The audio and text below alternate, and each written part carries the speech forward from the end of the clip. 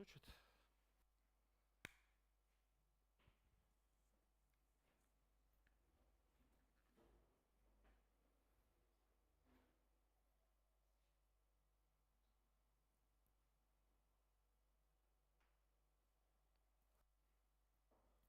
Раз. Немножко задержка идет.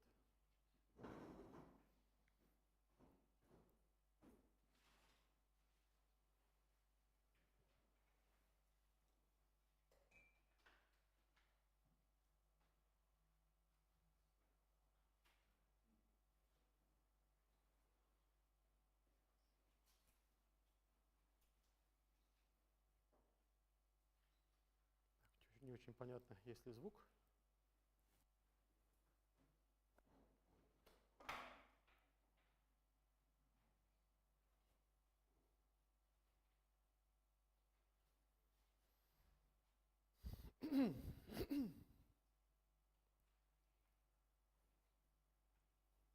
Раз.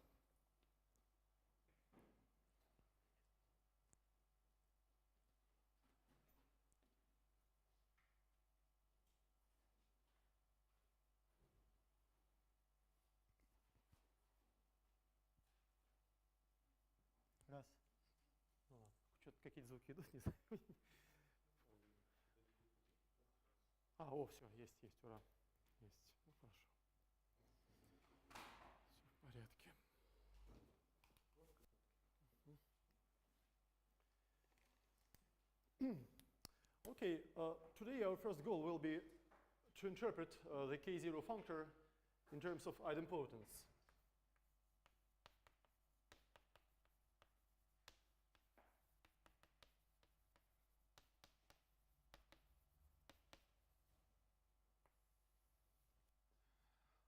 Let's recall that at the end of the previous lecture, we introduced an equivalence relation on the set of all idempotents in a ring. So let's recall the definition. You have a ring, R. In general, R is not assumed to be unital, not necessarily unital. And if you have two idempotents, E and F, over R, two idempotents, we say that they are algebraically equivalent. If there exist two elements, A and B, in R, such that AB equals E and BA equals F. And in this case, we say that the pair AB implements an equivalence between E and F. And moreover, we say that this pair AB is reduced if it satisfies this condition, and if moreover the following identities hold, EA equals A and equals AF, and similarly FB equals B equals BE. So let's recall a geometric picture which explains where these algebraic identities come from. So if R is a subring in the ring of linear operators on the vector space V, then each of the idempotents E and F gives us a direct sum decomposition of V into two subspaces, V1 and V2, and respectively W1, W2, where V1 and V2 are respectively the image and the kernel of E. And similarly, W1 is the image of F, and W2 is the kernel of F. And these two relations mean that if we restrict A and B to the respective subspaces, that is, we restrict B to V1 and we restrict A to W1, then these two restricted maps become isomorphisms between V1 and W1, and they are inverse to each other. So their compositions are the identity maps. So this is not the end of the story, because this picture describes how they behave on the first summons, on the first direct summons, V1 and W1. And as for the second group of summons, if the pair AB is not assumed to be reduced,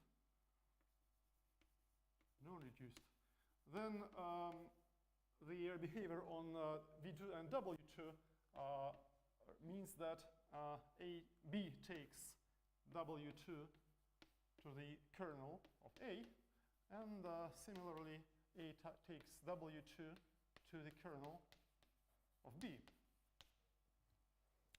This is the situation in the general case. And for reduced pairs, we have a stronger condition. If the pair AB is reduced,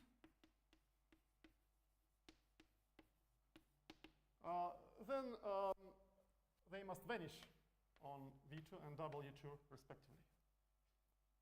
So B takes V2 to 0, and A takes W2 to 0. So this geometric picture describes the situation. It describes a reduced pair which implements an equivalence between E and F. So this is quite natural and geometrically clear. So we proved at the end of the previous lecture, first of all, that if two idempotents E and F are algebraically equivalent, then we can always find a reduced pair which implements this equivalence. There is a reduced pair AB which implements the equivalence between E and F.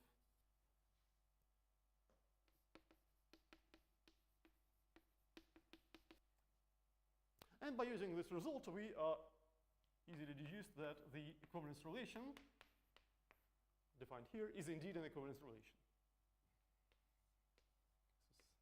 This is an equivalence relation on the set of all idempotents. So basically, the idea of proving this proposition comes from such pictures. We simply compose two pictures of this form and deduce that this equivalence relation is transitive. Of course, this is not a proof. This is just an illustration, but it hints how to prove this proposition in the general case. By the way, let's also recall that if we now come back to this geometric picture and assume that R is exactly the ring of all linear operators on V, then in this case,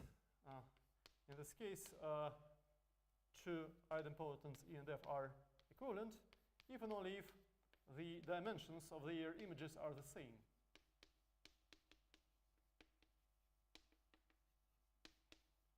So in other words, given two idempotents E and F, we can find such A and B satisfying this picture, if and only if the dimensions of these spaces are the same, which is clear from the fact that here these restrictions must be isomorphism between V1 and W, that is, between the images of E and F respectively.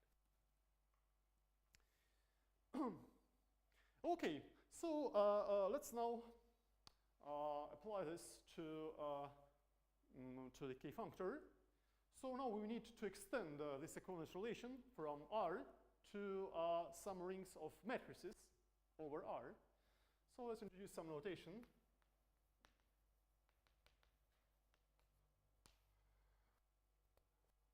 By Mn of R, we denote the set of all M by N matrices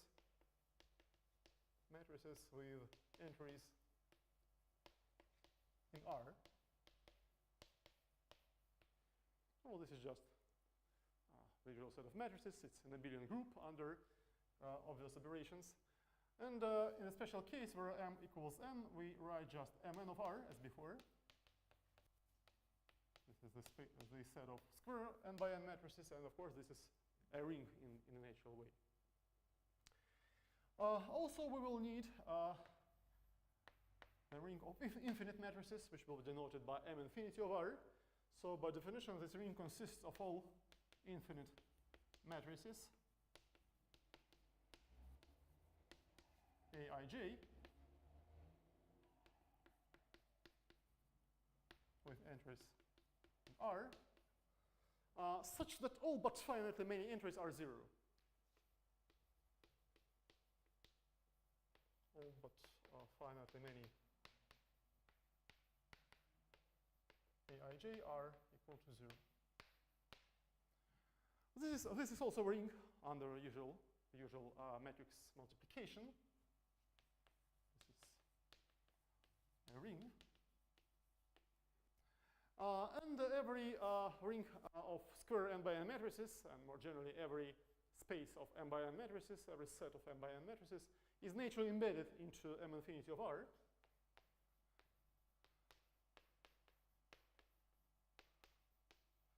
By the following rule, if A is an m by n matrix, then we simply complete it to an infinite matrix by adding infinitely many zeros here, here, and here. So as a result, we see that m infinity of R becomes a directed union of rings of matrices mn of R over all natural n. Or if you like, we can represent it as the inductive limit of these rings. Well, if you don't know what an inductive limit is, you may just ignore this remark. We'll discuss inductive limits later in more detail. Okay, we will also need a certain module, which will be denoted by R infinity. In our earlier notation, this can be written as follows. This is just the direct sum of countably many copies of R. So explicitly, this is the set of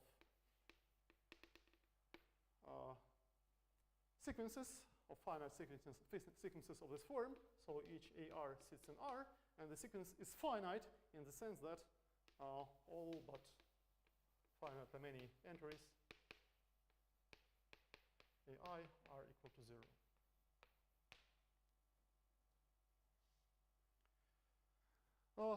For every natural n, Rn is naturally embedded into R infinity by the following rule. Again, we simply add infinitely many zeros here. And so R infinity becomes a directed union of all modules Rn, or if you like, the inductive limit of these modules.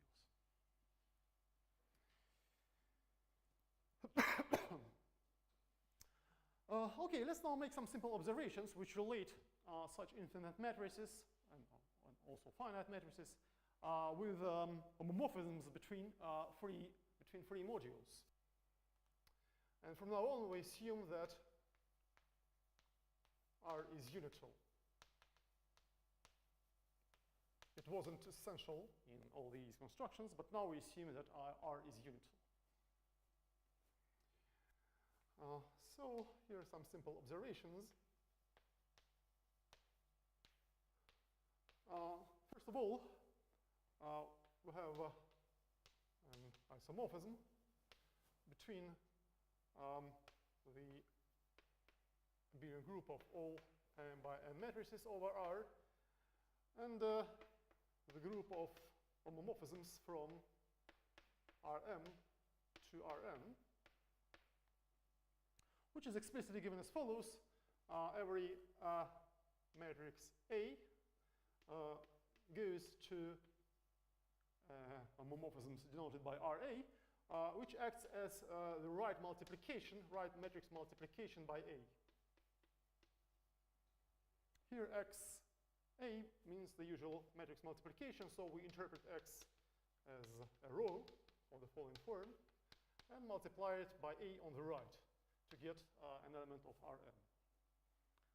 At this point, it is perhaps appropriate to recall that by default we work with left modules. And this is the reason why we multiply to get a left module morphism. We must multiply on the right.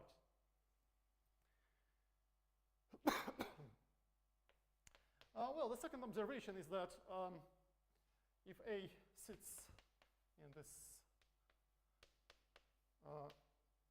group of m by n matrices, then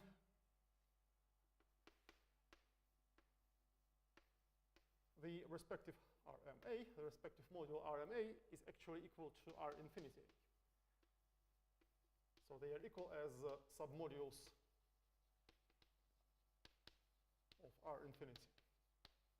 So here we adopt the convention that this one is embedded in here, and this one is embedded in here. This is quite clear from the usual matrix multiplication rules. Another observation is that if m equals n here, then of course we have an isomorphism between Mn of R and the morphisms of Rn. But now they are not just abelian groups, they are rings. And this will be an isomorphism of rings if we replace this one by the opposite ring. Again, because we multiply here on the right. So this is a ring isomorphism. If n equals infinity, then this will no longer be an isomorphism. Nevertheless, we have an embedding of this ring into the ring of the morphisms of R infinity. Of course, this is not an isomorphism, but because, for example, the identity morphism in here is not in the range of this inclusion. But nevertheless, this is a ring embedding.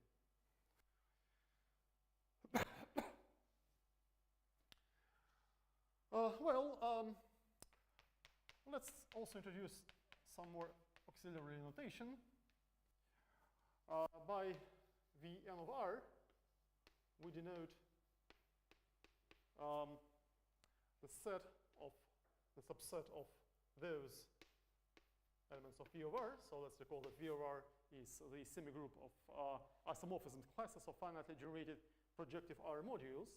And this is a subset in V of R, which consists of those isomorphism classes of finitely generated projective modules, FGP, finitely generated projective modules, such that P is isomorphic to a direct summand of Rn.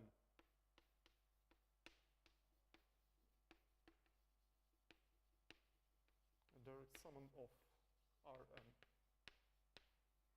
Or equivalently, we can describe this set as follows. This is it consists of isomorphism classes of those finitely generated projective R modules P, such that P is generated by at most n elements. P is generated by at most n elements. These descriptors are indeed equivalent. These properties are the same, because if P is generated by at most n elements, then we have obviously an epimorphism, a surjective morphism of Rn onto P. But it is projective. So this epimorphism of Rn onto P is a retraction, and so P becomes isomorphic to a direct summand, a direct summand of Rn. Okay, we now have the following theorem. Well, I prefer to keep this picture because it's quite informative. So let's continue here.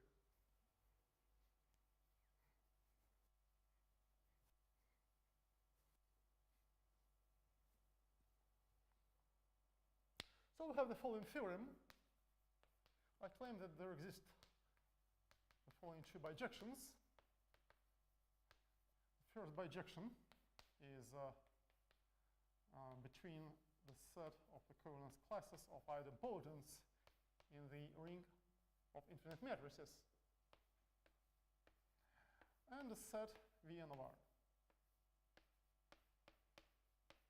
And this bijection explicitly takes every the equivalence class of every idempotent E to the isomorphism class of the module Rne, which is of course projective because it is the range of an idempotent endomorphism of the free module Rn. And similarly, this is Mn. We fix a natural number n, and we have this bijection. And the same result is true for infinite matrices. So if we consider infinite matrices over R, then the set of equivalence classes of idempotents is isomorphic just as a set to V of R by the same rule.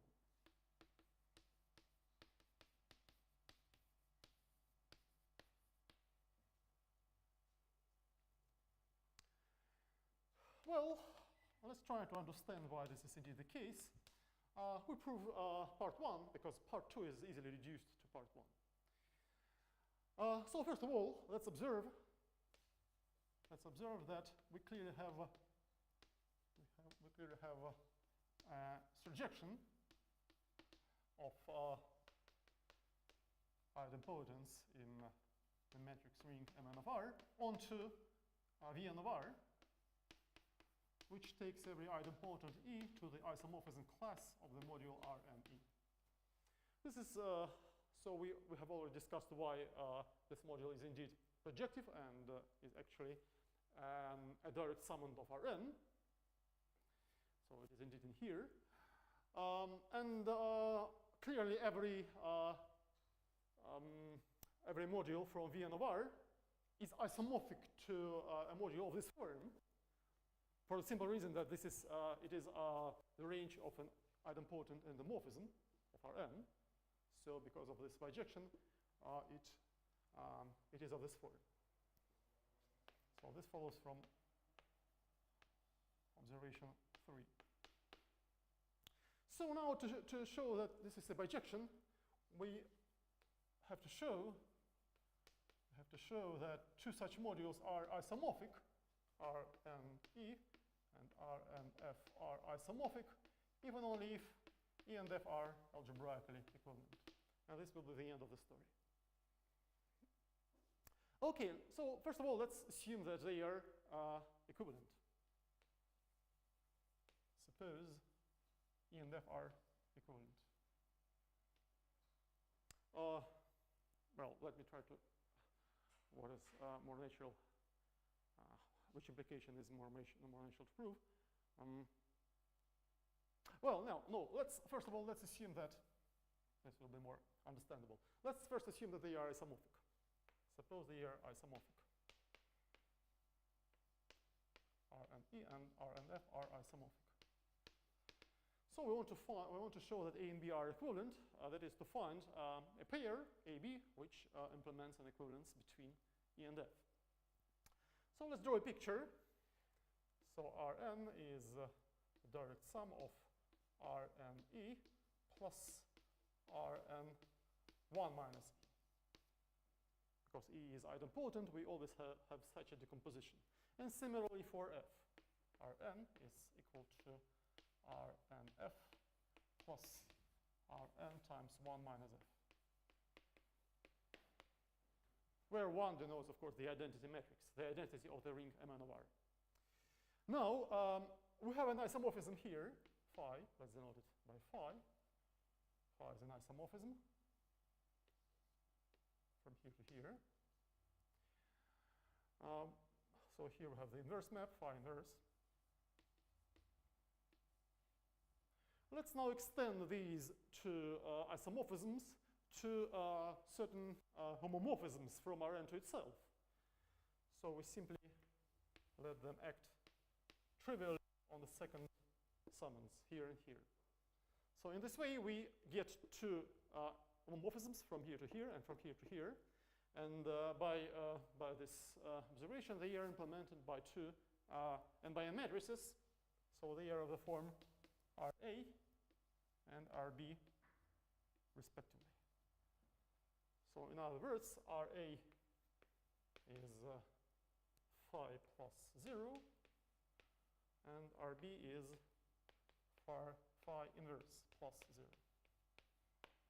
And A and B are n by m matrices.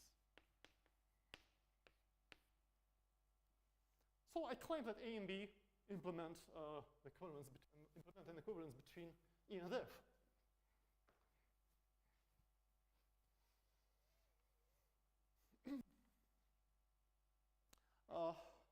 Well, indeed, if we compose these two maps, for example, first we go downwards and then we go upwards. So we compose RA and then RB. So what's that? We compose these two maps and we get a map which is the identity map here and the zero map here. But this is just the right multiplication by E. The map which is identity here and 0 here, it is the right multiplication by E. So this is equal to RE, and this implies that AB is E by means of this isomorphism. And similarly, we deduce that BA equals F. And so we deduce that E and F are indeed algebraically equivalent. Okay, and conversely, suppose now that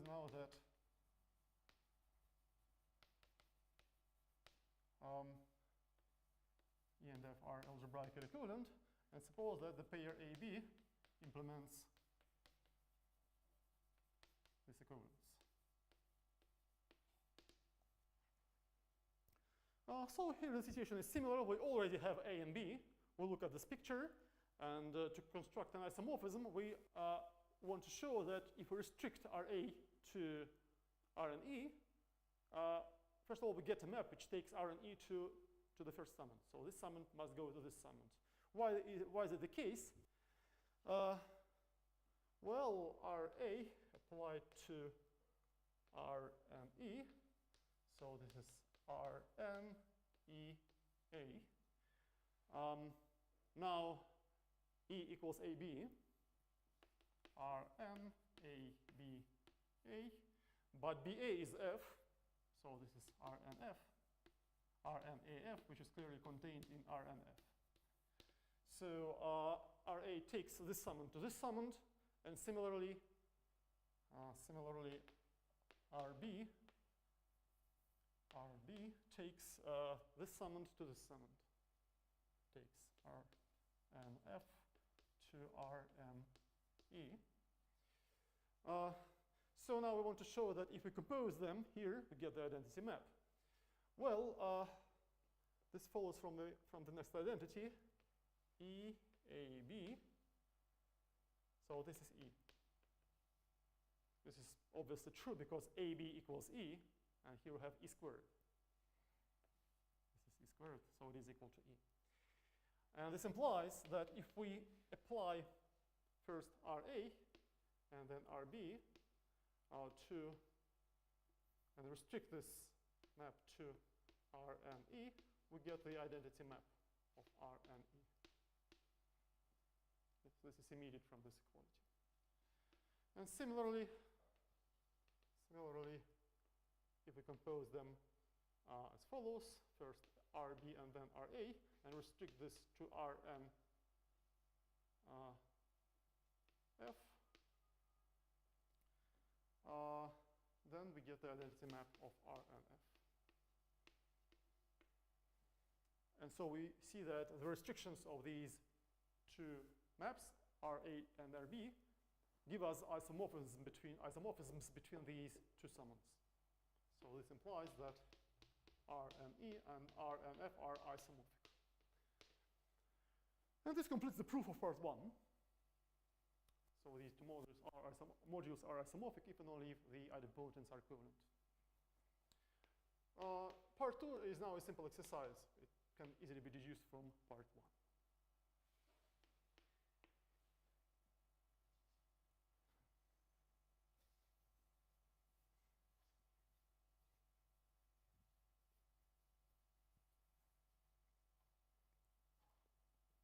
By the way, as a byproduct, this is corollary 1, we see that if we have two idempotents, E and F, in the ring of M by M matrices over R, idempotents, then they are equivalent, the algebraical equivalent in Mn of R, if and only if they are equivalent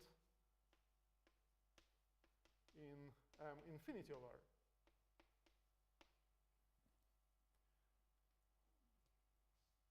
To see this, we just compare these two bijections. So these two modules are the same. If E is an n by n matrix, then these two modules are the same. We have observed this some time ago.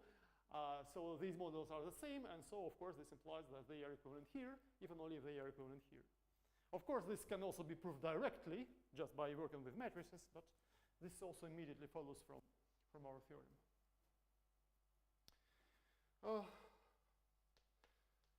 So now, by looking at the second part of this theorem, we observe the following. Well, this is a bijection, but V of R is not just a set. It's a semigroup in a natural way. And so far, this is just a set. So we can now make it into a semigroup just by transferring the semigroup structure from here to here by means of this bijection. So we see that this set of equivalent classes of idempotents in the ring of infinite matrices becomes an abelian semigroup.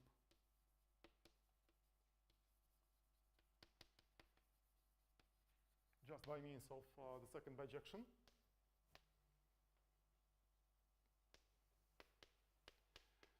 And so the Grothendieck group of this semigroup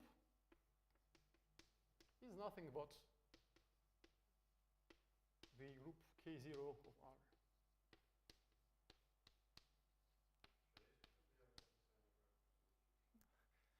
This is just what I was going to tell you now. Of course, it would be nice to have a more concrete description of the algebraic operation on this semigroup, which would be given entirely in terms of matrices.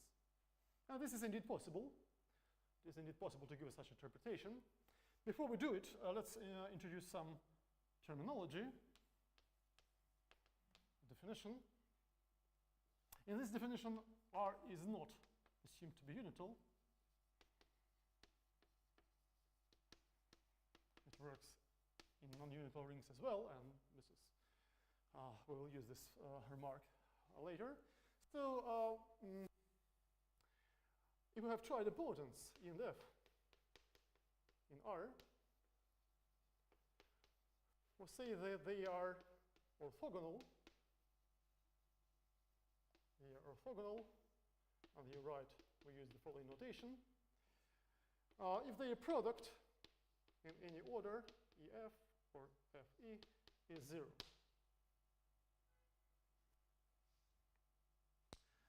Let's observe that if they are orthogonal, then their sum, E plus F, is also an idempotent. Just take the square of this expression and we get the same element, E plus F. And in fact, the converse is almost true. This is a simple exercise. If we assume that R is actually a K algebra over a field of characteristic different from 2, then the converse is also true. Then if E and F are idempotents such that E plus F is also an idempotent, then E and F are necessarily orthogonal.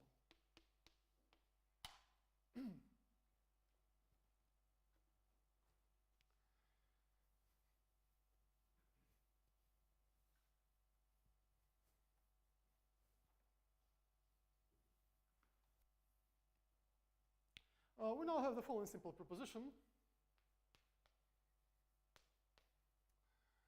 First of all, if we have two idempotents, well, now R is unital.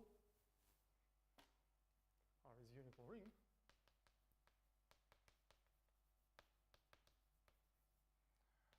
If we have two idempotents, E and F,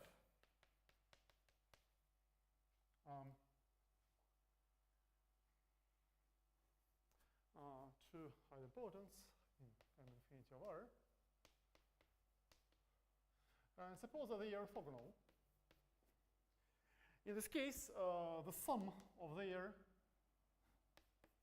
equivalence classes, so we already assume that the set of equivalence classes is equipped with a semigroup structure.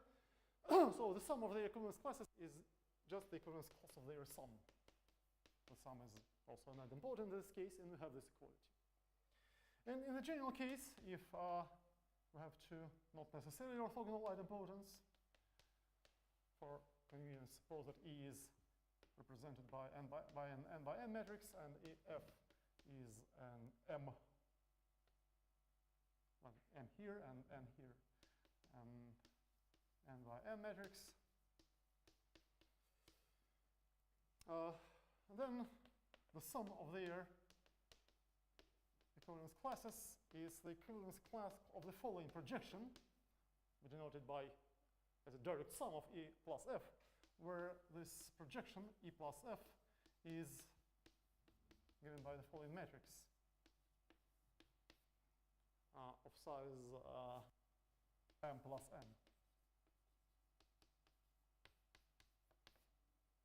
So this is the explicit description of the algebraic operation over the set of equivalence classes of idempotents. The proof readily follows from the next simple algebraic lemma, which is a simple exercise for you. Again, suppose we have a module, a left module over a ring R. Again, here R is not necessarily unital.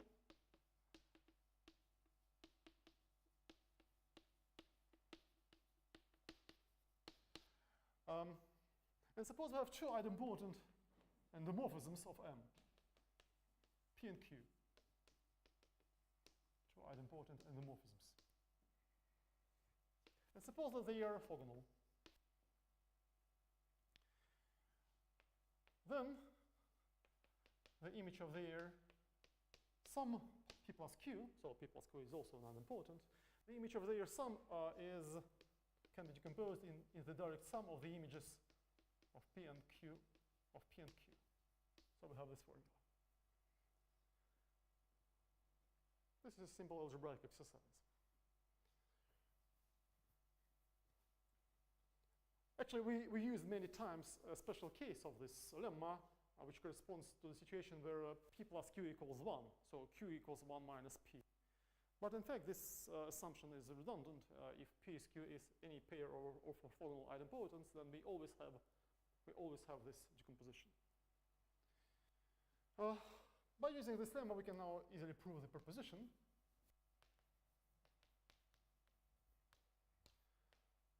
To prove part 1, we simply apply a lemma,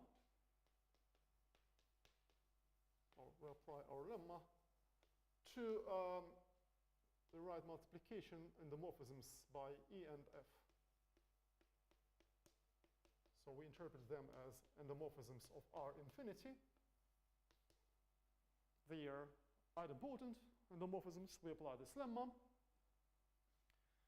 And we see that we have this formula. So the modules R and E plus R and F are the direct sum. So R infinity E and R infinity F, they are direct sum. This will be R infinity E. This will be R infinity F. And the direct sum is R infinity times E plus F. And we get this equality. To prove part 2, one way is quite straightforward. We may simply observe that the direct sum of R and E plus R and F is seen to be isomorphic to Rm. Sorry, this is M again, and this is N. So the direct sum is isomorphic to Rm plus N multiplied by E plus F. This is just a very simple algebraic calculation. Or equivalently, another approach, we can apply part 1 to the following idempotents: E plus 0 and 0 plus F. They are clearly orthogonal. just look at the respective matrices. They are clearly orthogonal. This one is identified with E, so we follow the convention that n by n matrices are embedded into infinite matrices. So these two idempotencies are identified, and this one is actually not equal, but it is easily seen to be equivalent to f plus 0 by the obvious permutation matrix. So they are equivalent. And this gives us another way of proving this formula. Okay, so this is an explicit form of operation in a set of equivalence classes of idempotence.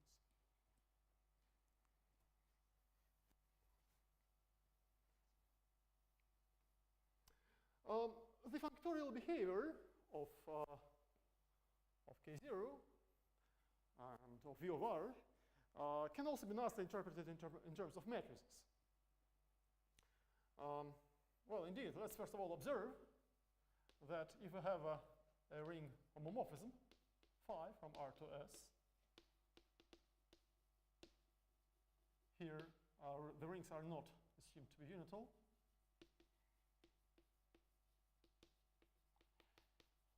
And then clearly phi takes idempotence to idempotence.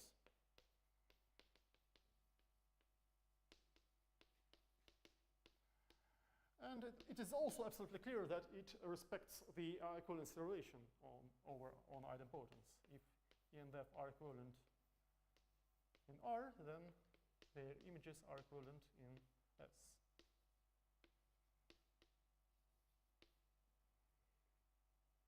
Well, this is clear. Now we apply this to matrices. Again, we suppose now that everything is unital. Suppose that R, S, and the homomorphism phi are unital. And we extend phi to the ring of infinite matrices. M infinity of phi acts between the rings of infinite matrices. In a very simple way, we just apply phi to every entry of the matrix. So the matrix Aij goes to a matrix consisting of phi of Aj. And this is clearly a ring homomorphism. So now if we apply this observation, not to phi, but to M infinity of phi, so idempotence go to idempotence, equivalent idempotences go to equivalent idempotence. So this ring homomorphism induces a map between the equivalence classes of idempotence over R and over S, respectively.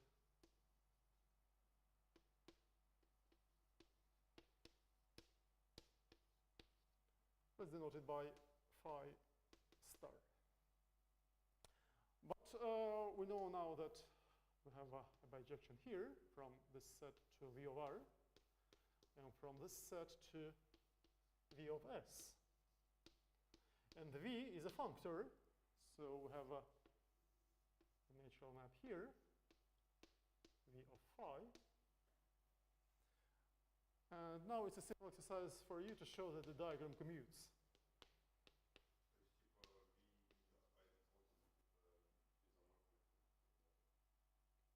Кто изоморфен? Нет, вот, это не обязательно изоморфизм, это просто индуцированный гомоморфизм. Да, как вот эти два друга изоморфны как функторы. So the diagram commutes. So in other words, if we interpret V of R and this set as functors, we say that this isomorphism is natural in R.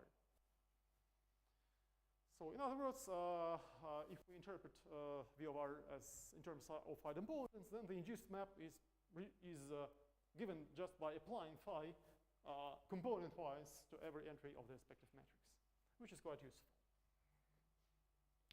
By the way, another exercise is as follows. Let's recall that the semigroup V of R doesn't change if we replace the ring R by the opposite ring. So there is a natural duality functor which gives us an isomorphism between V of R and V of the opposite ring. So the exercise is to interpret this isomorphism, interpret the isomorphism between V of R and V of the opposite ring in terms of matrices.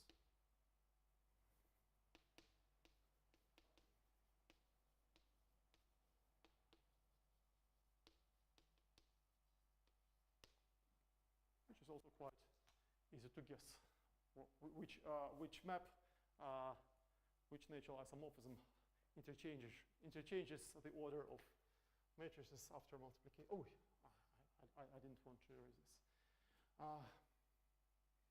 Let me just reconstruct the reduced case.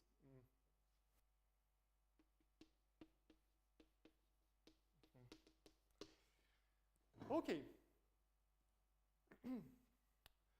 Well, to illustrate the usefulness of this point of view, I mean, the interpretation of V of R in terms of matrices, let's look at two simple but nice examples. Example 1. Let R be the ring of n by n matrices over a field K, or equivalently the ring of linear operators on a finite dimensional vector space V.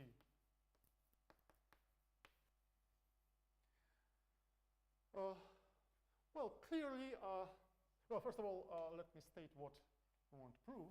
I claim that K0 of R is isomorphic to the integers.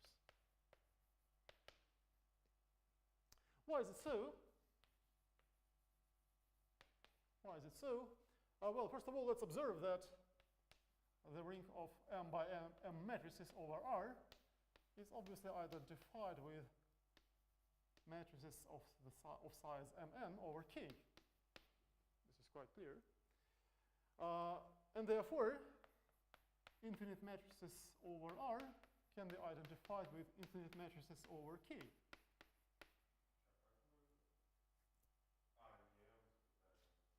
No, this is we just multiply M by N. This is the ring of square matrices, Mn by Mn. So A goes to, well, it's quite complicated to write a correct formula, but it's clear what we mean. So we take every square matrix consisting of matrices, and we just put them into a block matrix of this size. Okay, so we have this identification.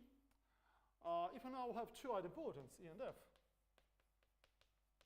in this ring, M infinity of K, so we know that they are equivalent, if and only if they are equivalent.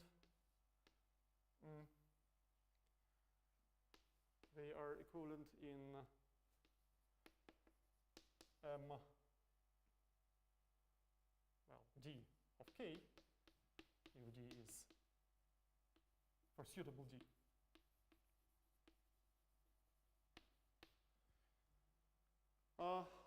And we already have a criterion of this equivalence. This happens if and only if the dimensions of their images are the same.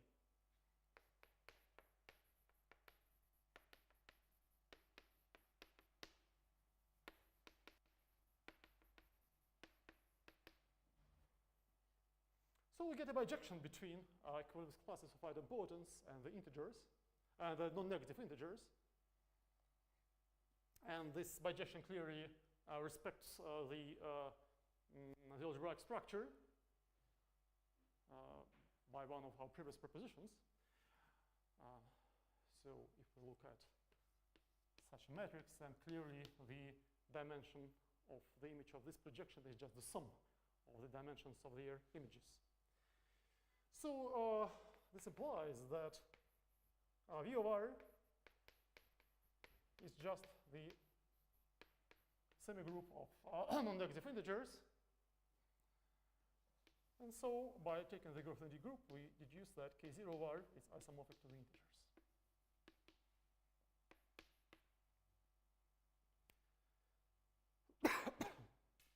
It is also possible to prove this in terms of projective modules, but it's a bit longer. So the proof in terms of matrices is much.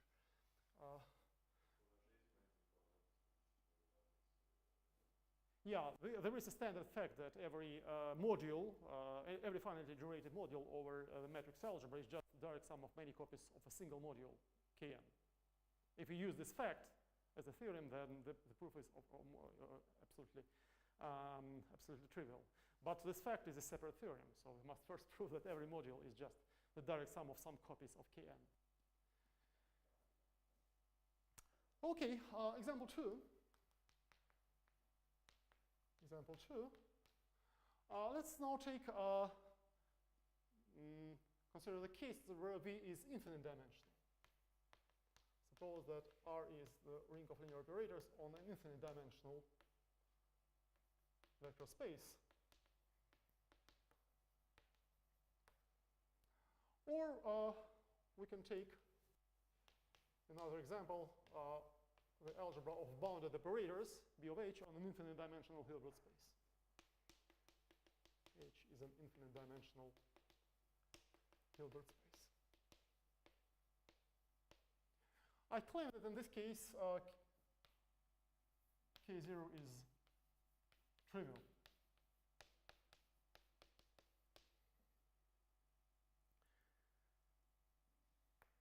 Well, why is it so? For convenience, I'll prove this result in this setting, in the pure algebraic setting of linear operators on an infinite dimensional vector space. The case of bounded operators on a Hilbert space is, well, in this case, the proof is almost identical. What is Mn of R? Well, let's observe that Mn of R is, can be identified with a ring of linear operators on V to the power n. And n by n matrix of operators is, again, an operator acting on the nth power of V. Okay, now let's take an idempotent, E, in this ring. And let 1 denote the identity of R. The identity of R. I claim that if we consider E plus 1 and 0 plus 1, so these are idempotents in the matrix algebra of size m and n plus 1, then they are equivalent in m n plus 1 of R, which is identified with the ring of linear operators on V to the power n plus 1. Why is it so? Well, again, the dimensions of their images are the same, because the dimensions of their images are both equal to the dimension of V.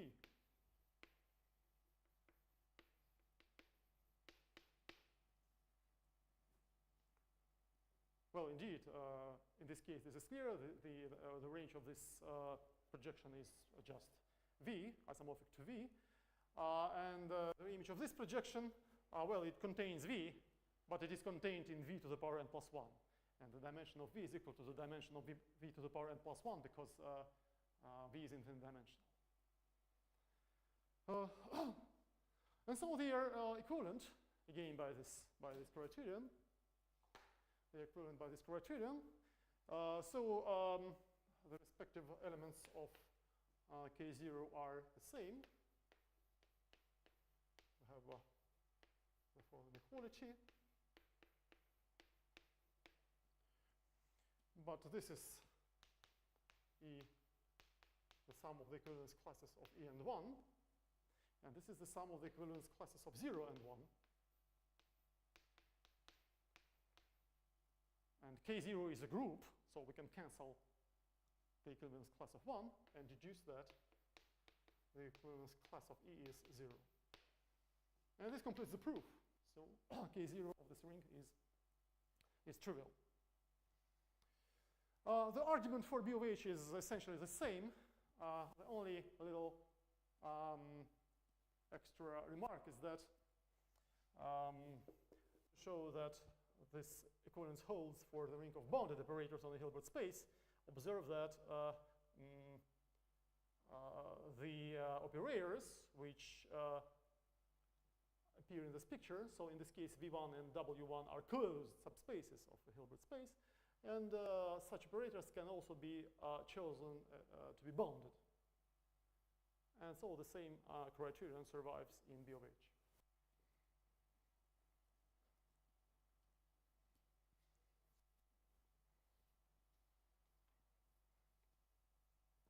Now, our next goal is to interpret K0R in terms of another equivalence relation, which is sometimes more natural than the algebraic equivalence of idempotence.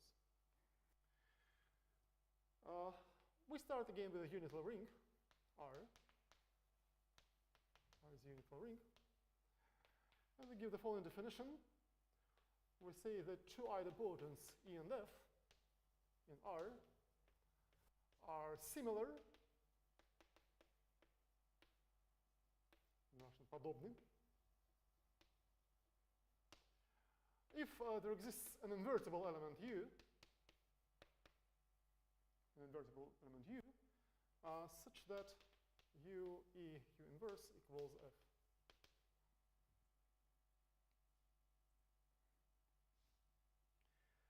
Well, this is a well-known equivalence relation, which makes sense in a much more general situation. So first of all, we observe that this is indeed an equivalence relation. And let's also introduce the respective notation. We denote it like this. So little s is for similar. So clearly, this similarity relation is indeed an equivalence relation. Equivalence relation.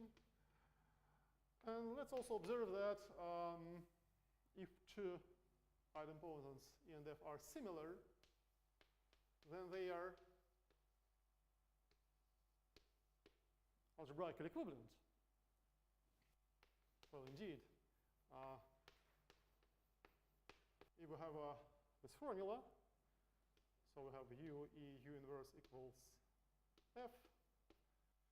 We can now put brackets like this and multiply these two elements in the opposite order, and we get E. And so this shows that E and F are algebraically equivalent. In general, the converse is not true. The converse is not true.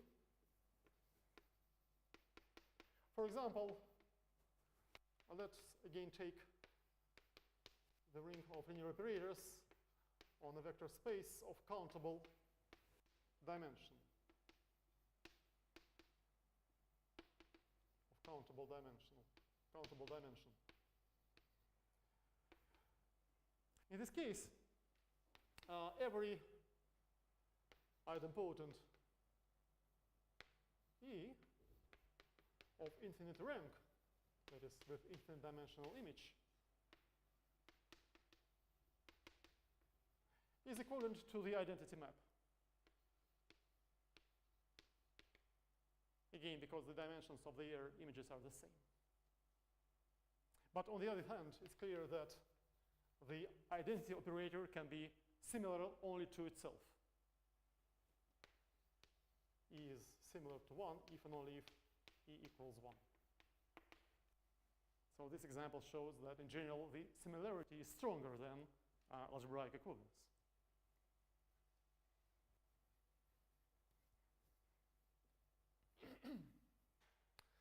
And our next proposition gives a more precise picture.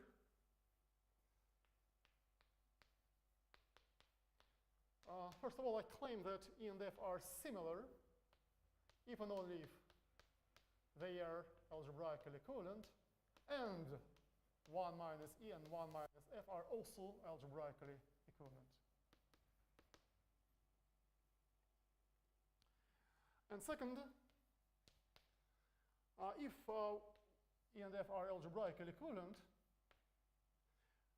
then they become similar if we consider them in the ring of 2 by 2 matrices. Exactly, E plus 0 and F plus 0 are similar in M2 of R.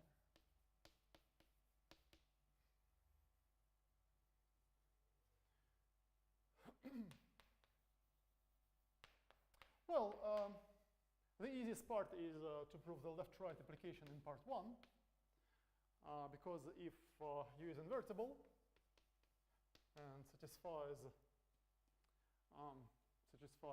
this condition, so U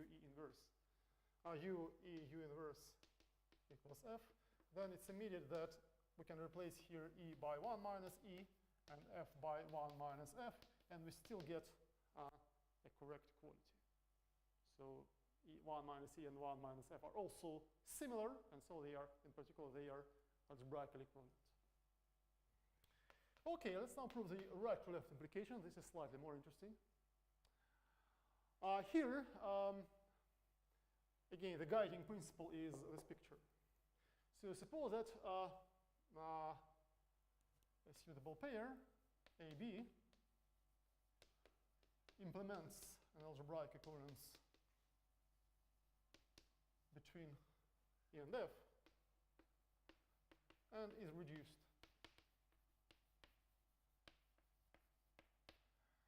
And similarly, let's find a pair, that's CD, which implements an equivalence between 1 minus E and 1 minus F, and is also reduced.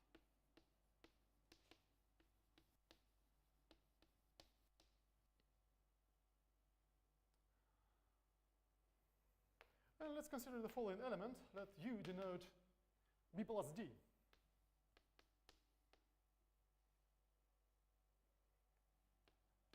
Then, and this is a little exercise, U is invertible. The U inverse is nothing but A plus C. A plus C. And U inverse equals F. Well, formally, this is just a little calculation. We simply multiply B plus D by A plus C, do some simple calculations, and see this is 1. And if we multiply them in the opposite order, we still get 1. So they are inverse to each other, and this equality is also verified in a straightforward way. Again, the natural question is, where does it come from? It comes from this picture, clearly. If we have this picture for E, and a similar picture for 1 minus E and 1 minus F, then so we have two elements C and D, such that they give us isomorphism between V2 and W2. So observe that V2 is the image. Let me reconstruct this picture.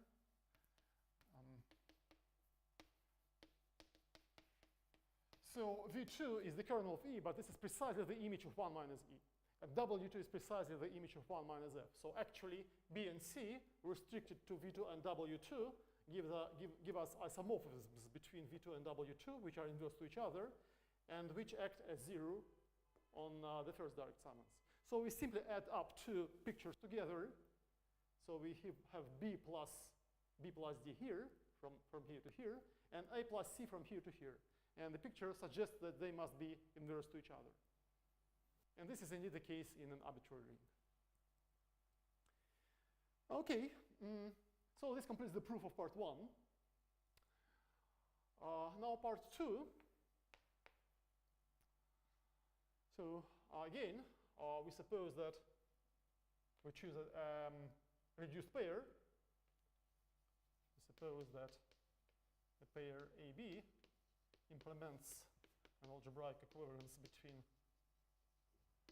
E and F and is reduced.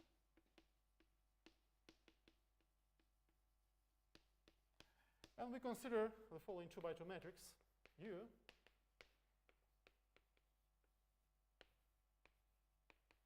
given by the following formula. So it is a 2 by 2 matrix.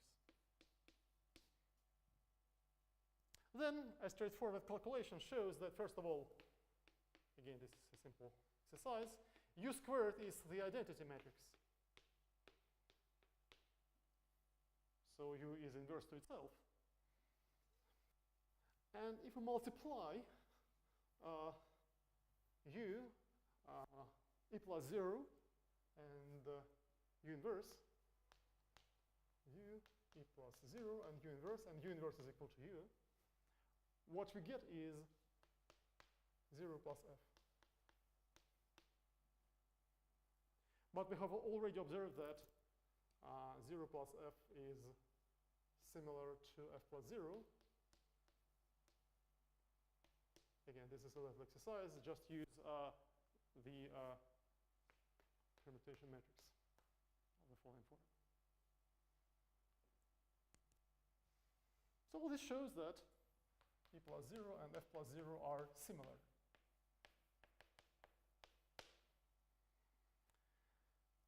Again, the proof is a straightforward calculation, but again, we have an initial question,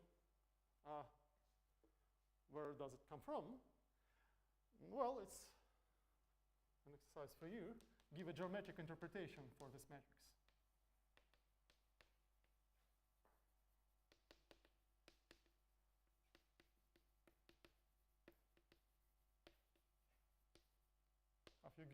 After you give such an interpretation, it will be clear where it comes from.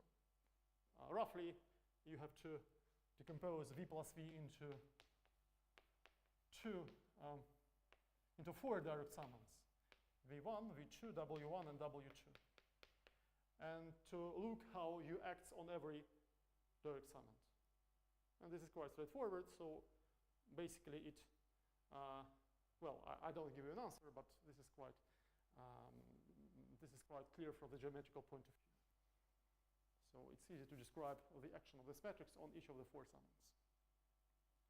Then it will be clear why it is invertible, why U squared is the identity matrix, and why this formula is indeed true. Okay, let's now apply this proposition to the key functor. I'm going to use some notation. Suppose that R is a unital ring. And let GLN of R denote the group of invertible n by n matrices, as usual.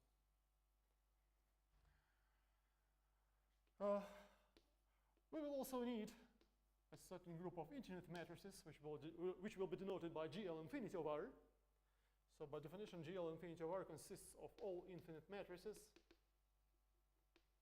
Infinite matrices, let's denote them by Uij,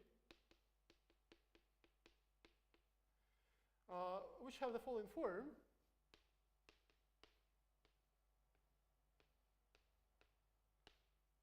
So they have the following block diagonal form for a suitable invertible n by n matrix V. For some V in GLN of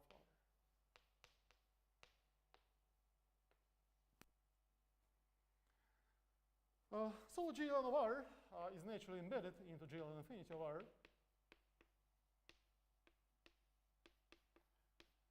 by means of this formula. So every matrix V goes to the infinite matrix of the following form. Of course, GLN and GL infinity are groups under the usual matrix multiplication. And this is a group embedding. So from this point of view, GL infinity of R becomes a directed union, or if you like, an inductive limit of the groups GLN of R.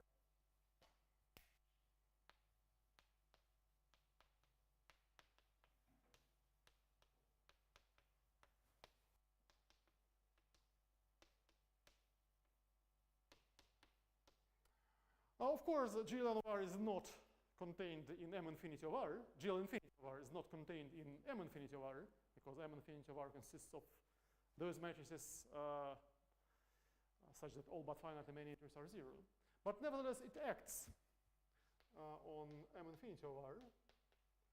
This group acts on M infinity of R by conjugation.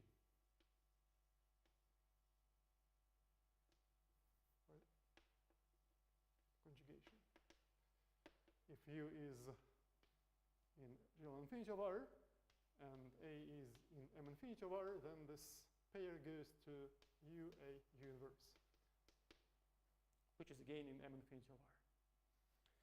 So this is a group action, and let's observe that it is compatible with the usual conjugation actions on every level of n by n matrices. In other words, if we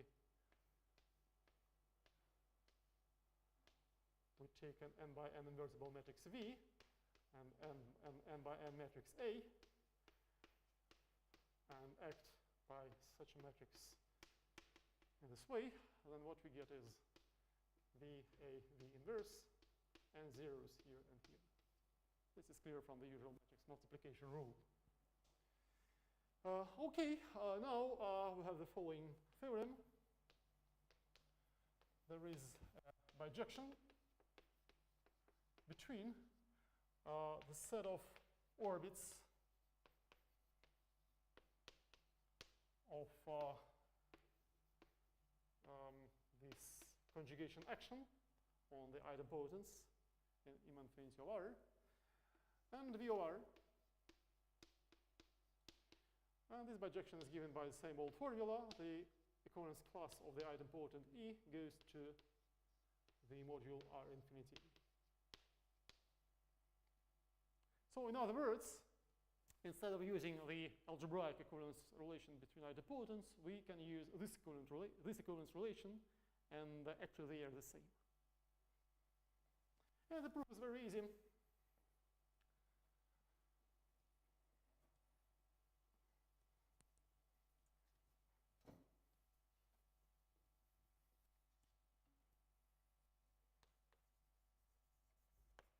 So we suppose that we have two idempotents E and F. E and F in M infinity of R. So if they are algebraically equivalent in M infinity of R, then of course they are algebraically equivalent in ML of R for some n. We have already discussed this equivalence. If they are n by n matrices, they are equivalent as n by n matrices, if and only if they are equivalent as infinite matrices.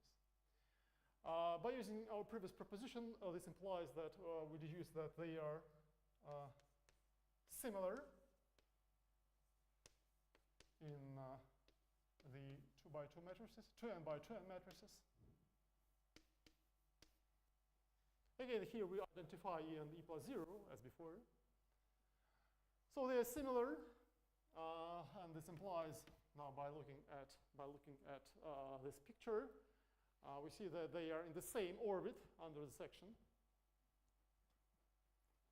E and F are in the same GL infinity of R orbit.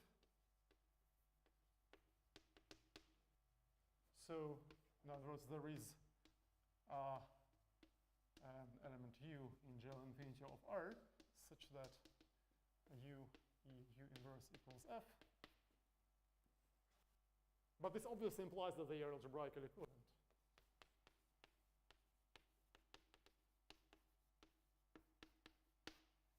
So we came to the same property we started from.